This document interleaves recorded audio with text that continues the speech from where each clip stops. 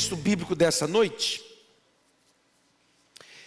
Nós estamos falando nas quartas-feiras sobre santidade sem cara feia. Santidade sem cara feia. Por quê, pastor? Porque foi criado na cabeça das pessoas uma ideia de que para ser santo, você tem que ser feio. Você tem que vestir-se de forma esquisita.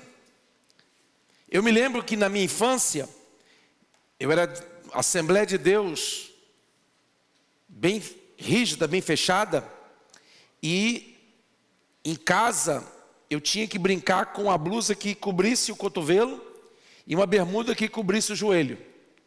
Tinha que ser assim. Teve gente aqui que não obedeceu, mas viveu na época que não podia tomar banho com sabonete. Ainda bem que você não obedeceu.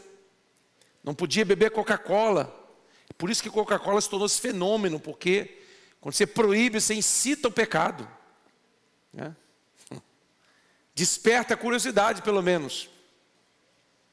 E foi passada uma ideia de que ser santo é ser atrasado, é ser chato, é ser antipático. Aí eu falei assim, então eu nunca vou poder ser santo, porque não sou feio. Pelo menos eu não me acho, nem a minha esposa. Quem mais se enquadra aí? Está em dúvida? Não sei, pastor. Se você é feio, já é só santificar-se. Mas se você é bonito e como eu, você pode ser santo. E diz a Bíblia, em toda a sua maneira de viver. Esse é o propósito de Deus. E aí eu estou desmistificando este assunto, colocando de forma bíblica, para que você entenda de que a santificação é uma condição para você ver a Deus.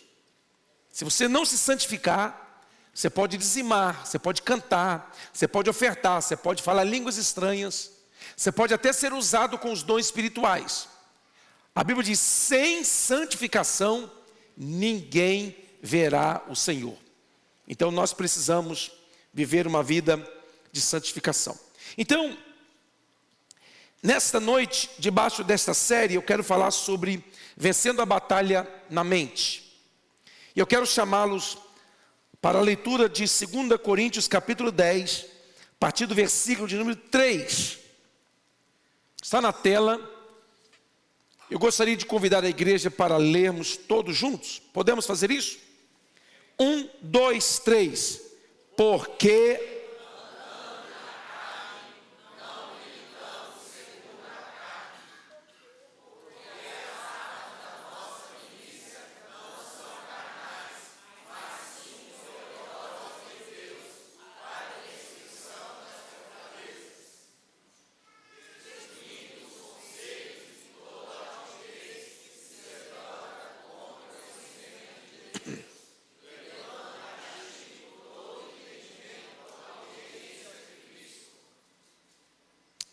eu quero ler aqui na minha versão, porque embora andando na carne, não militamos segundo a carne, porque as armas da nossa milícia não são carnais, e sim poderosas em Deus, para destruir fortalezas, anulando nós sofismas, e toda altivez que se levante contra o conhecimento de Deus, e levando cativo todo o pensamento à obediência de Cristo.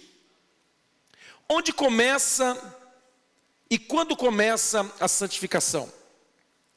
A santificação começa no dia em que o pecador se arrepende dos seus pecados, confessando Jesus Cristo como Senhor e Salvador. Acontece no momento da salvação. O Espírito Santo começa a operar a obra da santificação. Onde ela começa? A partir do espírito humano. O Espírito de Deus vem morar no nosso espírito. O nosso espírito é restaurado, é reconstruído. O Espírito Santo vem, restaura o nosso espírito e vem morar em nosso espírito. E à medida que nós vamos cedendo à vontade de Deus, à medida que nós vamos nos submetendo ao ensino, à verdade da palavra, esta presença de Deus, esta unção de Deus no nosso espírito, começa a transbordar para a alma. E se nós continuarmos permitindo este processo de santificação acontecer na nossa vida, essa unção, ela transborda do espírito para a alma e depois para o corpo. Aí tudo que uma pessoa que está debaixo da unção de Deus tocar, fica ungido, ok? A unção, ela vem do espírito para a alma, depois para o corpo, e ela é processual. 1 Tessalonicenses 5, 23 diz: o mesmo Deus da paz vos santifica em tudo, e todo o vosso espírito, alma e corpo sejam conservados íntegros e irrepreensíveis na vinda de nosso Senhor Jesus Cristo. Quando nós falamos de santidade, de santificação, nós precisamos separar duas coisas que às vezes nós confundimos. Por não prestarmos atenção, não entendemos. Duas coisas, coração e mente. Diga, coração e mente. O coração na Bíblia, quando a Bíblia se refere a coração, é o centro do ser. Quando a Bíblia se refere ao coração, na linguagem bíblica ela está se referindo ao centro do ser e representa emoções como alegria, tristeza, amor, pensamentos, vontades e decisões e também espiritualidade. Quando a Bíblia fala de coração, é isto que ela está se referindo. Versículos bíblicos, Provérbios 4, 23 diz: sobre tudo que se deve guardar, guarda o teu coração, porque dele procedem as saídas, as decisões, as escolhas da vida. Jeremias 17, 9 diz: enganoso é o coração do homem. Mateus 5, 8 diz: bem-aventurados os limpos de coração, porque eles verão a Deus. Portanto, a pureza de coração é a lente que te capacita a ver, a contemplar a formosura e a glória de Deus. Então, na mentalidade hebraica, o coração pensa. É por isso que às vezes nós confundimos. Às vezes a Bíblia está falando do coração e nós pensamos que é a mente. Às vezes fala da mente e nós pensamos que é o coração. E por isso que eu quero separar isso, para que nós possamos entender o processo da santificação. Então, na mente, essa palavra mente, ela aparece mais claramente no Novo Testamento. E no grego é nós. Fala nós. Nós conhece, nós. Não é nós de carioca, é nós. E está ligada principalmente no Novo Testamento a entendimento, repita, raciocínio, discernimento, forma de pensar ou mentalidade. Então no Velho Testamento, no Novo Testamento, quando a Bíblia fala a palavra mente, ela está se referindo a isso. Romanos 12, 2 diz: transformai-vos pela renovação da vossa mente, que é entendimento, raciocínio, discernimento, forma de pensar. 1 Coríntios 2,16 diz: nós temos a mente de Cristo. A mente é o entendimento, o raciocínio, o discernimento, a forma de pensar. Efésios 4, 23 diz: renovai-vos no espírito da vossa mente. Então a mente está ligada à forma de pensar que direciona a vida. Olha só, o maior mandamento separa a mente do coração. Mateus 22, 37, Jesus dizendo, respondeu-lhe Jesus: amarás o Senhor teu Deus de todo o teu coração, 1, de toda a tua alma, 2, e de todo o teu entendimento. Aqui separa coração, alma e entendimento. 3 partes: espírito, alma e corpo. O amor a Deus tem que ser pleno, tem que ser completo. Amém? E quando a Bíblia diz que uma pessoa não deve usar o nome de Deus em vão, muitas pessoas entendem de forma errada esse versículo. Ele bate o martelo na mão e fala: oh Deus. Aí a pessoa diz: eu não uso o nome de Deus em vão, porque o que você queria mesmo é xingar.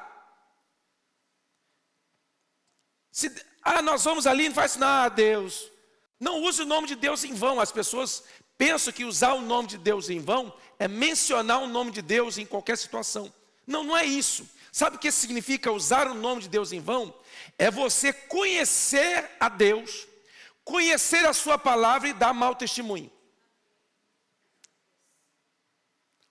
Isso que é usar o nome de Deus em vão. É a pessoa olhar para você e falar assim: ué, mas você não é crente? E por que você está fazendo isso? Você não é crente, por que você está falando isso? Mas crente não faz isso. Crente não age dessa maneira. Isso que é usar o nome de Deus em vão. É você carregar o nome de Deus como um servo, como uma serva de Deus e viver como um ímpio. Amém ou não? Então, o coração é a essência do ser, enquanto a mente, o entendimento, é a capacidade intelectual de uma pessoa. O texto bíblico fala de fortalezas espirituais e usa a expressão destruir ou demolir. Aí a pergunta é: o que são fortalezas espirituais? Eu vou ler a definição para que você possa entender claramente. Fortalezas espirituais são padrões de pensamento, crenças e argumentos que se estabelecem na mente e no coração e passam a resistir à verdade de Deus, governando decisões, emoções e comportamentos. Vou repetir. Fortalezas espirituais são padrões de pensamento, crenças e argumentos que se estabelecem na mente e no coração e passam a resistir à verdade de Deus, governando decisões, emoções e comportamentos. As fortalezas espirituais, elas começam com ideias que são aceitas, que são ouvidas, que são recebidas e são aceitas no coração. O texto diz que as armas da nossa milícia, elas não são carnais, mas poderosas em Deus. Para quê? Para destruição de fortalezas. A palavra destruição aqui significa também demolir, detonar. Então é algo espiritual que precisa ser vencido com algo espiritual. Apesar de habitar na mente de uma pessoa, essas fortalezas, elas precisam de armas espirituais para que possam ser vencidas. Então a pergunta é: como uma fortaleza espiritual se forma? Uma fortaleza espiritual, ela funciona como um ciclo. Uma mentira é apresentada, e eu vou dar exemplos, tá? Número 2, ela é aceita, esta mentira é aceita sem confronto. Número 3, repete-se até virar crença. 4, a crença passa a guiar decisões. 5, o comportamento reforça a mentira. Eu vou repetir os passos. Uma fortaleza espiritual, ela é uma mentira apresentada. Depois ela é aceita sem confronto. Quando a mentira é apresentada, a pessoa ouve aquela mentira, ela recebe aquela mentira, ela não resiste àquela palavra, àquela frase, àquela expressão, com a palavra de Deus. Ela ouve e ela recebe. Aí ela passa a repetir até virar uma crença.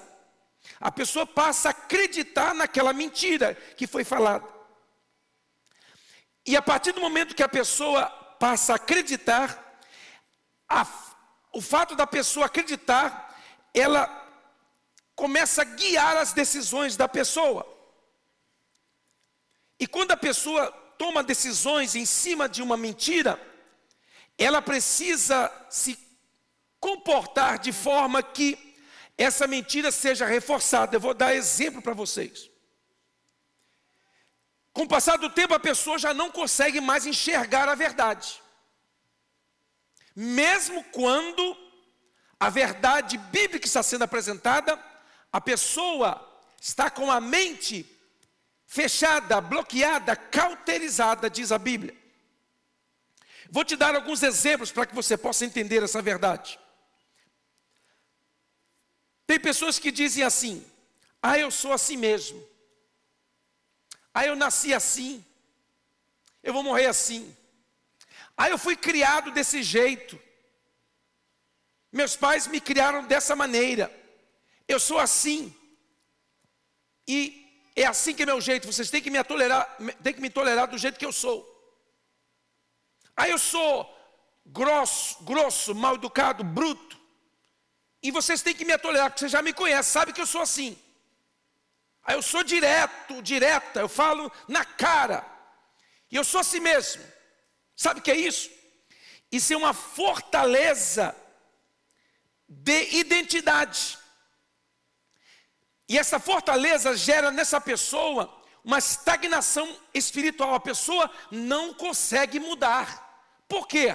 Porque ela diz para si mesma: eu sou assim, eu nasci assim, eu sempre vivi assim, eu sempre tratei as pessoas assim, e eu não preciso mudar. Quando a Bíblia nos ensina que uma vez que nós somos novas criaturas, as coisas elas fizeram o quê? Se passaram, tudo se fez novo. Você que era bruto, grosso, igual manilha,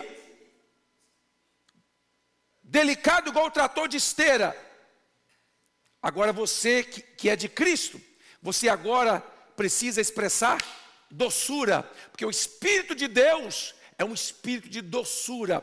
Pode passar mel nessa língua grossa e adoçar a sua vida e tratar os outros com delicadeza.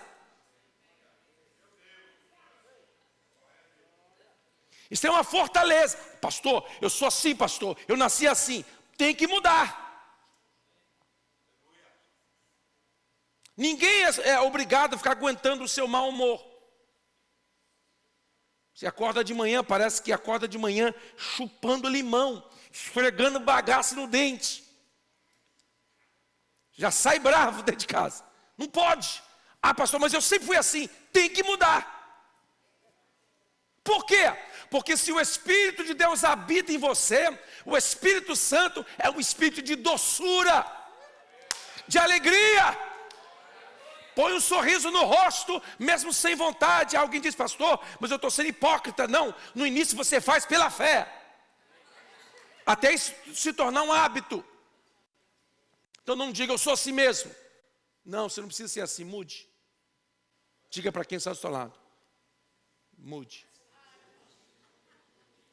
Mude. Diga assim: eu sei que você nasceu assim, você foi criado assim, você teve problemas na sua infância, traumas. Eu sei que o seu pai era assim, a sua mãe era assim, o seu avô era assim. Eu sei que você foi criado na base da pancada. Eu sei, eu entendo. Mas agora você é de Cristo, mude.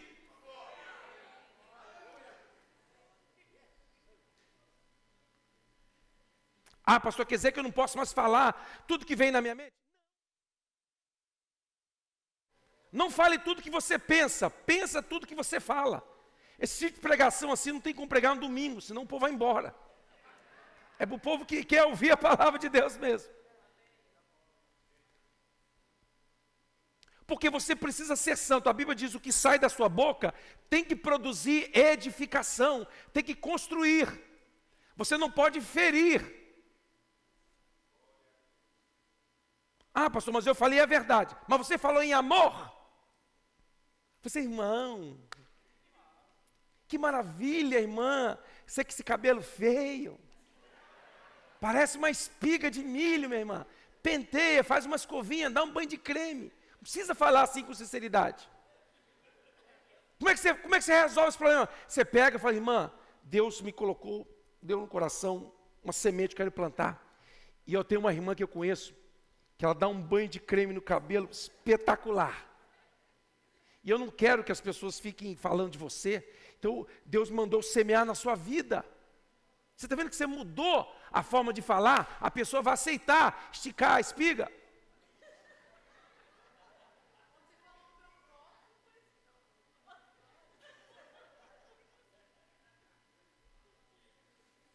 Eu sou assim mesmo.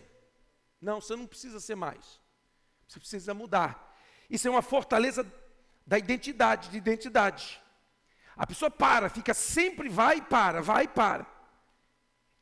Conhece pessoas que seguram um tempo sem brigar e depois, pau, explode, briga. Vai indo, vai indo, vai indo. Não aguenta sem brigar. Você conhece gente assim? É difícil de conhecer gente assim. É raro, principalmente nas outras igrejas. Eu fico com dó dos pastores por aí. Mas você precisa mudar. Você tem que aprender a ser doce, agradável. Por quê? Porque o Espírito de Deus é um espírito de doçura. O símbolo dele é a pomba. A pomba é a única ave que não tem nenhum fel, nenhuma amargura. Doçura, gentileza, leveza, alegria. Aí ou não? Segundo exemplo de fortaleza. Deus nunca vai me usar. É uma fortaleza da incapacidade. Moisés disse para Deus, Deus, eu não sei. Manda outro Deus. Eu não tenho capacidade para isso. Quem sou eu para falar com o faraó? Eu até gago, Senhor. Como é que eu vou falar com o faraó desse jeito? Ele vai ficar rindo da minha cara, Deus. Moisés já tinha aceitado isso, a ponto de a Bíblia diz que Deus ficou irado com Moisés. Se chama fortaleza da incapacidade. Esse tipo de fortaleza, ele neutraliza chamados e dons. Deus tem uma obra, a pessoa diz, mas eu não sei. Deus quer fazer, mas acho que não vai dar. E muitas vezes isso é confundido com humildade. Não, isso não é humildade. Isso é uma fortaleza que aprisionou a mente da pessoa. E a pessoa, diante de desafios, diz, não posso, não sei fazer, não consigo, sou incapaz. Outra fortaleza. Tem pessoas que dizem, isso não é pecado, não é só fraqueza. Você ficar assim dando essas recaídas assim, sabe? Você parou de beber, mas de vez em quando você fica lá borrátil.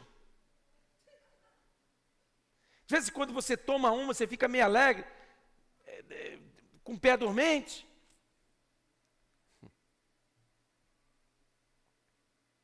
De vez em quando você tem uma recaída, você não pode passar perto você não pode ver uma placa de cerveja que você fica engolindo seco. Aí você, não, eu vou tomar uma azia, não tem problema não, porque a Bíblia diz que Jesus transformou água em vinho. E vinho que Jesus transformou, tinha álcool? Tinha. E tem uns crentes que eles estão tão engessados na cabeça que eles ficam dizendo que não tinha álcool. Ora, se não tinha álcool, não era vinho, era suco. Você tem que ir lá na Bíblia riscar a palavra vinho, escrever suco na sua Bíblia. Não, pastor, que tem um tipo de vinho que não tem álcool. Então não é vinho, é suco. Ponto. É o que a Bíblia diz. Não, mas eu não aceito. Problema seu, mas está na Bíblia, é vinho. E quem atestou o vinho que Jesus transformou, não foi os discípulos de Jesus, nem a mãe. Foi o mestre de sala que não sabia de onde vinha o vinho. Está na Bíblia, crente, é só ler a Bíblia. Irmão, fica só com a Bíblia, deixa que os outros falem à vontade. Fica só com a Bíblia. Isso não é pecado, isso é uma fraqueza. Se chama fortaleza da relativização. Não é tão sério. O pastor fica falando esse negócio assim. Mas isso é exagero. Para quê? Para quê? Não. Eu não preciso de uma igreja. Eu não preciso de pastor. Eu não sou pastoreado por pastores humanos. Eu sou apenas do rebanho do Cristo. Eu sou do reino. Eu já falei isso aqui uns tempos atrás. Veio uma pessoa cantar aqui na igreja. E eu falei, irmã, você está morando aqui? Moro aqui já há uns 10 anos. Aqui no sul da Flórida, mora. Você congrega onde? Ela falou assim, não, pastor, eu sou do reino. Aí eu, carioca, eu pensei, deve ser da Pimenta. Pimenta do reino. Você não tem igreja, irmã? Não, não, eu sou de todas as igrejas. Falei assim, está igual Jesus? Que é de todas? Falei, irmã, aqui não vai poder cantar não, porque você precisa de uma igreja. Não, mas eu não aceito ser pastoreado por ninguém. Nem por mim, some. Não vai cantar aqui nunca.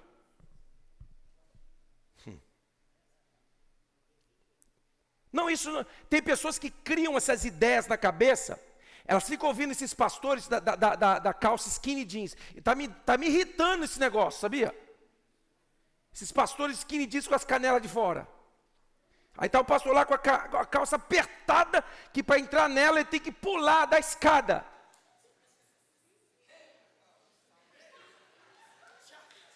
Isso aí eu falei, não tá no esboço, mas ok. Está começando a me irritar isso. Isso não é fortaleza não, isso é falta de simancol mesmo. Esse tipo de pensamento impede o arrependimento, porque a pessoa já aceitou aquilo como se fosse uma coisa, não, é só uma fraqueza mesmo. Às vezes quando eu tenho essas fraquezas, dá essas recaídas assim. Meu irmão, o crente que está em Cristo, vivendo em santidade, ele não tem recaídas. Eu sei que é difícil, eu entendo, que esse evangelho é muito apertado. É porque, sabe por que o evangelho que eu prego é apertado? Porque a Bíblia diz que o caminho da salvação é estreito, e a porta lá em cima é estreita. Então não adianta nós pastores ficarmos facilitando aqui embaixo, abrindo, porque a porta continua estreita lá em cima.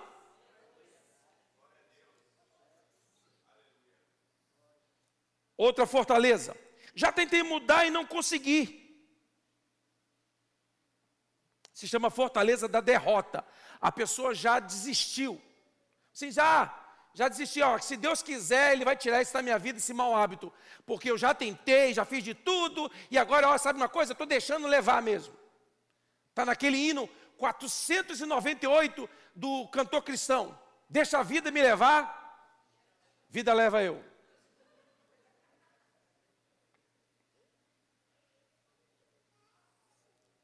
Já tentei mudar, pastor. Essa é uma fortaleza da derrota. A pessoa se entregou. Ela desistiu. Outro tipo de fortaleza. Tem muitos, tá? Outro tipo de fortaleza. Todo mundo faz. É a fortaleza do conformismo. Não. Esse negócio de jovem casar-se sem ter relação sexual antes de casar-se. Não, isso é para os tempos antigos. Hoje todo mundo faz. Todo mundo merenda antes do almoço, pastor. Todo mundo, eles vão para a cama, depois vão para o altar. Aí depois querem a bênção de Deus, quer que Deus abençoe aquela macega que eles arrumaram. Deus abençoe o nosso adultério, a nossa fornicação. Senhor, unge essa fornicação e manda o teu espírito no meio desse troço aí.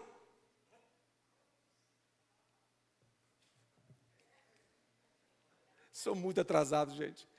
Eu confesso a vocês, eu sou muito atrasado. Meu Deus do céu. Falei com Deus outro dia, Deus, por que eu não nasci uns 100 anos atrás? Ia estar no tempo.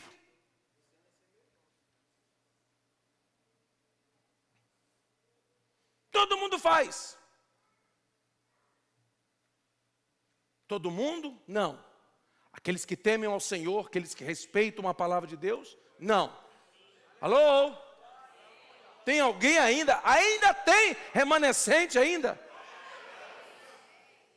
Não, pastor, mas está todo mundo. Entra pelo caminho de todo mundo.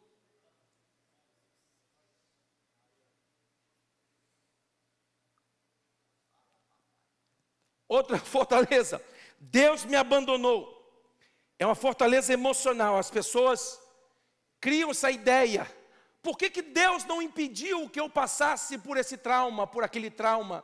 Por que Deus não impediu de que eu ou alguém fosse abusado ou violentado, ou agredido, ou etc, etc, por que Deus não impediu o meu pai de morrer, minha mãe de morrer, meu parente, meu irmão, minha filha de doença? Por que Deus não impediu? Deus me abandonou. Esse tipo de fortaleza produz na pessoa um isolamento espiritual. A pessoa não consegue confiar mais nem em Deus. E existem tantos outros tipos de fortalezas na mente do crente. Eu vou ensinar você como você se desvincular disso tudo. Então, vamos lá. Como identificar uma fortaleza espiritual? Nós estamos diante da palavra e agora você está ouvindo, certo? Ou não? Então, vou te mostrar como identificar. Se você demonstrar esses sintomas aí, tem. Vamos lá. Sinais claros de que há uma fortaleza espiritual na sua mente. Número 1, reação defensiva ou emocional quando a verdade é apresentada. Quando se fala a verdade, fala assim, mas não é bem assim. Pastor, é assim, meio exagerado. A Bíblia fala de santidade, mas não é assim. Essa santidade, ninguém faz isso. É uma reação defensiva, começa a justificar.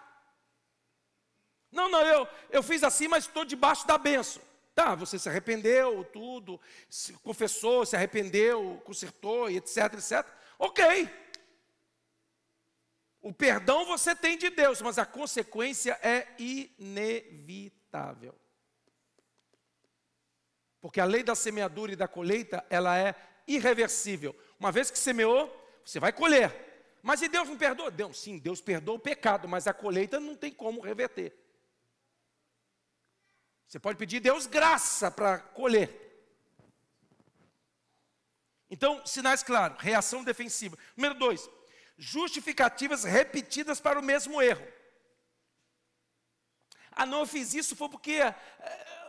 rapaz, eu briguei com a mulher, fui bruto, grosso, porque ela me provocou. Você fica sempre justificando. Não, eu fiz isso porque, igual um casal, uns anos atrás, falou para mim, não, pastor, eu procurei outra mulher porque minha mulher não queria ter relação sexual comigo. Aí eu perguntei, quanto tempo? Ah, pastor, já faz mais de 1 ano. E mora na mesma casa?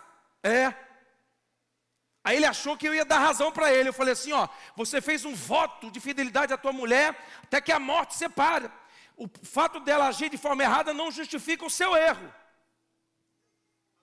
Assustou na hora, achou que eu ia apoiar. Disse, não, meu irmão.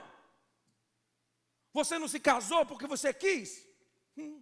Aguenta. Aguenta firme. Jesus está voltando. O arrebatamento está aí.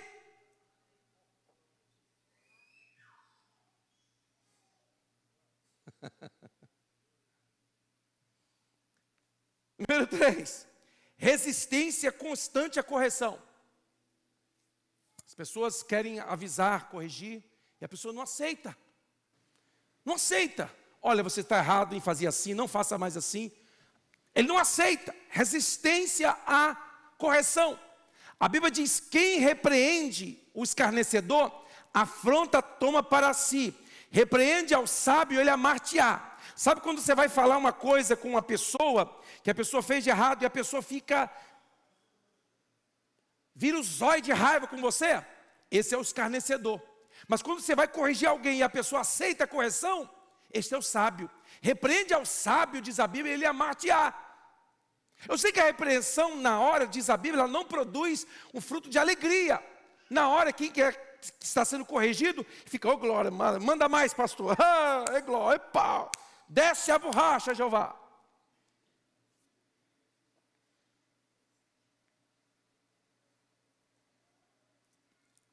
A correção, ela não produz na hora, mas depois ela sabe o quê, pastor? Sabe o quê?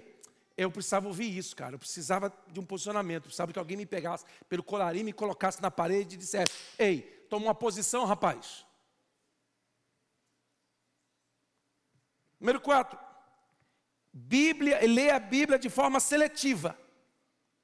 Ele usa só os versículos para defender aquilo que é o seu interesse. Quando ele está fazendo coisa errada, assim, aí a pessoa fala e diz, olha, a Bíblia diz, não julgueis. E nós não podemos julgar. Quem foi que disse que nós não podemos julgar? Quem foi que disse? Está na Bíblia? A Bíblia manda nós julgarmos. Se a Bíblia diz que nós julgaremos os anjos caídos, e o pastor que tem que julgar as situações? Quer dizer que eu não posso julgar? Quem está certo, quem está errado? Eu vou ter que julgar, sim ou não? Não, mas a Bíblia diz não julgueis. Não entende nada de Bíblia, ele usa a Bíblia de forma seletiva e não é de forma errada.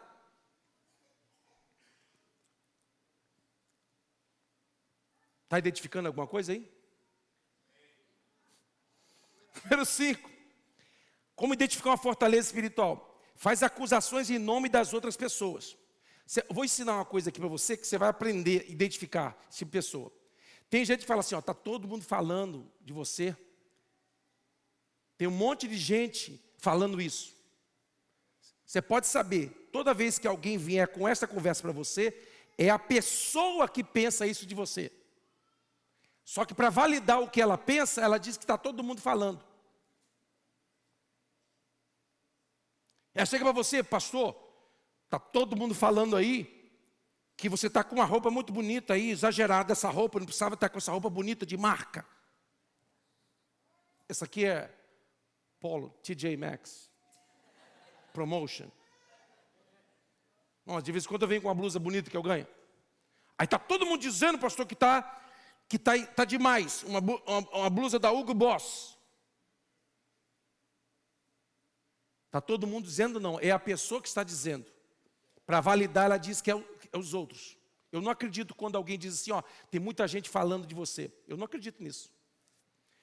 Quando falar isso para mim, eu já sei quem é. Pode ter mais de uma pessoa, mas eu já conheço uma. Amém ou não? Está todo mundo falando, discordando, reclamando. O que é isso? São pessoas que têm fortalezas na mente e elas querem validar aquilo que pensam com relação às outras pessoas. Pastor, como as fortalezas são derrubadas? A Bíblia diz que as armas espirituais, para derrubar, para demolir, precisam ser espirituais. E as fortalezas não são derrubadas com grito. Pastor, solta uma música de folga que eu vou pular e sapatear e acabou. Não, você vai dançar. E não tem nada de errado nisso de dançar. Tem os crentes que acham errado dançar. Eu danço. Sei sambar.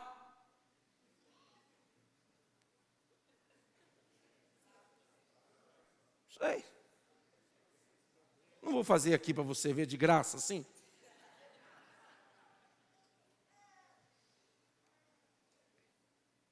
Pastor, como é que eu destruo isso na minha mente? Primeiro, verdade revelada experimental. O texto de João 8,32 diz, e conhecereis a verdade, e a verdade vos libertará.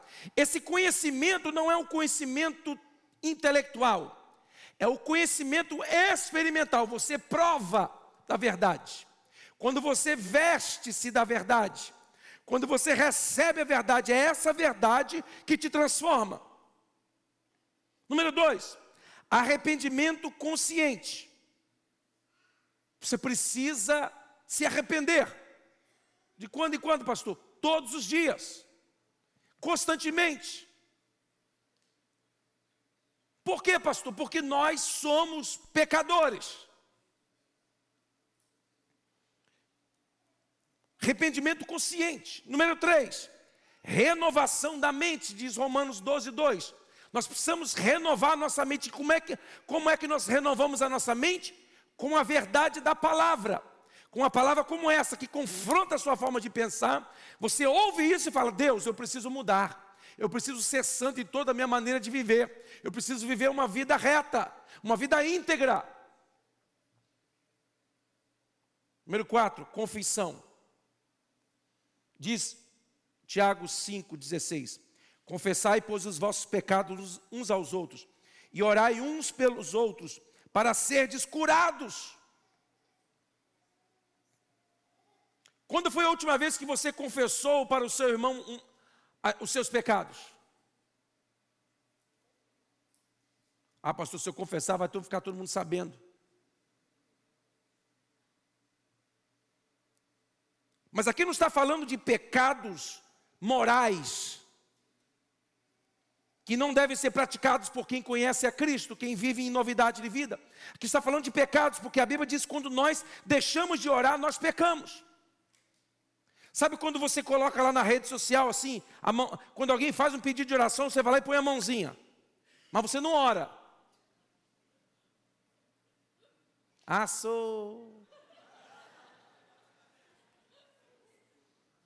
Põe a mãozinha, estamos em oração, mas orou? Então você mentiu. Pastor, mas a mãozinha, eu ponho duas, double, uma do lado da outra. Mentiu 2 vezes. Se você não orar mesmo, precisa orar. Então são coisas pequenas, porque um crente que está vivendo em novidade de vida, ele não vive na prática do pecado. Amém ou não? Ele peca porque é pecador, mas ele não vive na prática do pecado. Então quando ele peca, ele se arrepende, ele diz: Deus, eu pus a mãozinha lá, Deus, mas eu esqueci de orar, Deus, me perdoa. Tem crente que está com a cabeça tão ruim, tão cauterizada, que ele já não percebe mais nada. Faz-me lembrar, na minha infância, o culto de membro era na terça-feira, Assembleia de Deus, número 250, na rua Tapuia. Jadá que congregou lá, foi excluído várias vezes. Lá.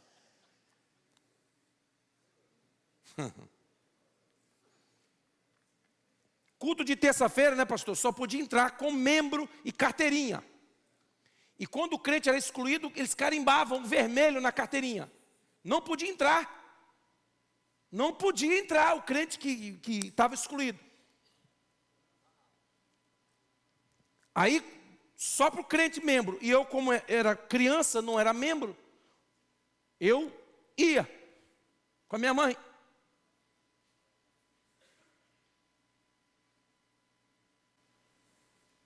E aí ali no culto, era tratado de uma forma direta. Aí quando era a ceia já era pública.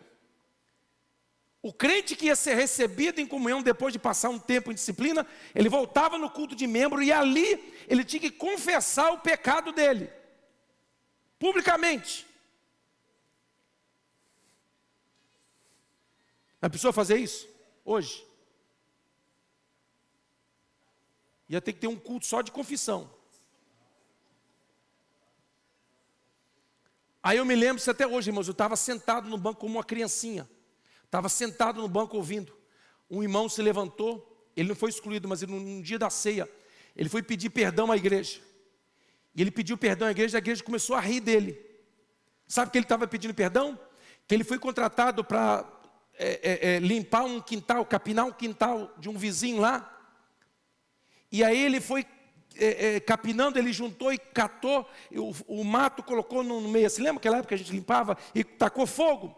Aí depois ele foi e matou um ninho de passarinhos, pequenininho, que morreram queimados no ninho. E aquilo, o irmão chorava, porque ele não se sentia digno de participar da ceia, porque ele tinha tacado fogo no quintal e matado os passarinhos. Aí na época eu fiquei olhando e falei assim: cara, esse cara é pior que o Paulo, meu irmão. Que o Paulo ia lá subir e jogava no chão.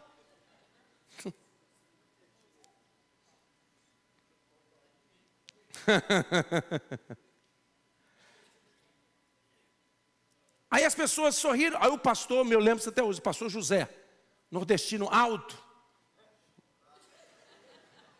ele pregava assim do lado de cá do púlpito com a Bíblia assim, ó, porque se ele ficasse atrás daquele púlpito de madeira, só aparecia a testa dele. Ele saiu de lado e falou: irmãos, isso aqui é uma lição para todos nós. Eu lembro isso até hoje, eu era criança, eu lembro isso até hoje, ele falando: vocês Estão rindo do irmão?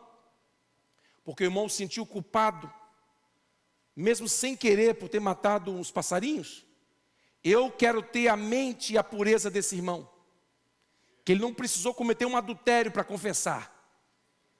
Ele fez algo inocente, mas a mente dele está tão pura, ele está tão livre, está tão em contato com Deus, que ele matando um passarinho sem querer, ofendeu a mente dele. Ele está pedindo perdão.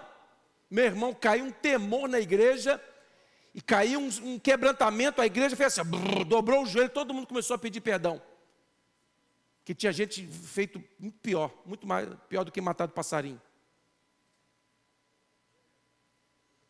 Se nós descuidarmos, perdemos a sensibilidade, e aí já não temos nada que confessar.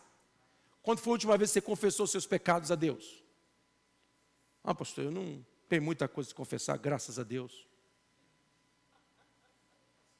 Graças a Deus eu não sou como esses mortais. Não, todos nós somos pecadores. Todos nós somos falhos, precisamos confessar. Confissão. Número 5, obediência. Eu concluo dizendo o seguinte: as fortalezas espirituais são mentiras acreditadas por tanto tempo que passaram a se parecer com verdades. A neurociência chama os hábitos de caminhos ou estradas neurais. Já ouviu falar nisso? A neurociência afirma que os pensamentos, quando repetidos, formam caminhos na nossa mente. E esses caminhos se tornam hábitos. Que quando acionados pelos gatilhos da memória, toda vez que a pessoa se lembra, ela sente aquele desejo, aquela vontade, aquele sentimento errado.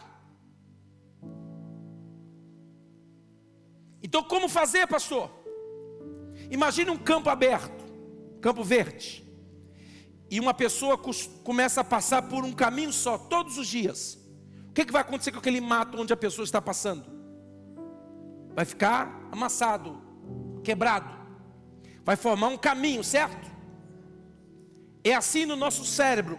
Quando nós repetimos os pensamentos, eles formam um caminho, e a nossa vontade vai querer sempre andar por aquele caminho. Mas quando nós ouvimos uma palavra dessa, de santificação na mente, e um pensamento errado vem na nossa mente, o que a gente faz? A gente tem que optar, andar por outro caminho, e dizer, não, eu tenho essa vontade, esse desejo aí, mas eu não vou andar por aí mais. Eu vou andar por aqui agora, no novo e vivo caminho. Eu vou andar em novidade de vida. Eu não vou trilhar o mesmo caminho que eu trilhava quando eu andava nas trevas. Porque agora eu estou em Cristo, eu sou uma nova criatura. As coisas velhas se passaram, tudo se fez novo. Ah, pastor, mas você está sendo exagerado. Mas quem vive em novidade de vida, anda no Espírito.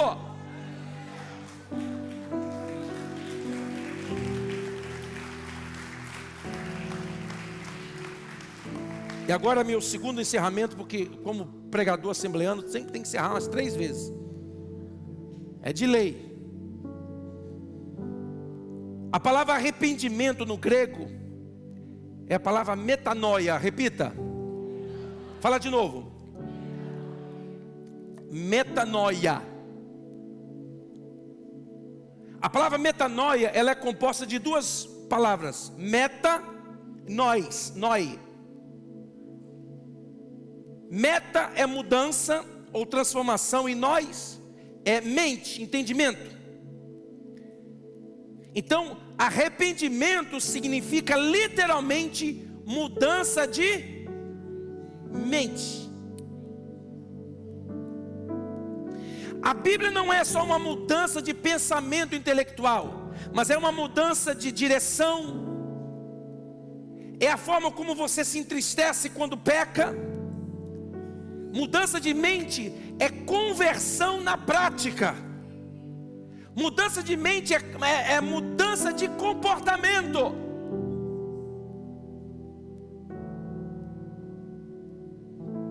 Para que nós possamos ser santos, nós precisamos estar continuamente, constantemente nos arrependendo. Confessar os pecados uns aos outros, as fraquezas. E nos arrepender. Ah, pastor, e esse pensamento que vem na minha mente? Ora, sabe por que ele vem pelo mesmo caminho? É porque você está alimentando ele com a sua memória. Mas quando o pensamento vier por aquele caminho que você não quer mais, você fala, olha, a partir de agora eu não reajo mais a esse pensamento.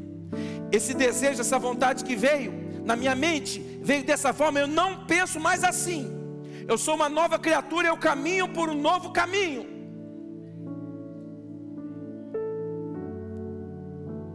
É tempo de arrependimento, de confessar os nossos pecados, de nos voltar para Deus.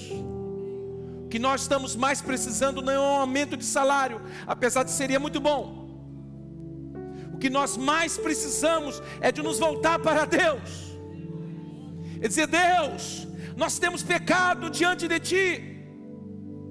Nós temos procurado os nossos interesses. Nós temos alimentado o nosso orgulho, a nossa vaidade. E é por isso que estamos espiritualmente indiferentes.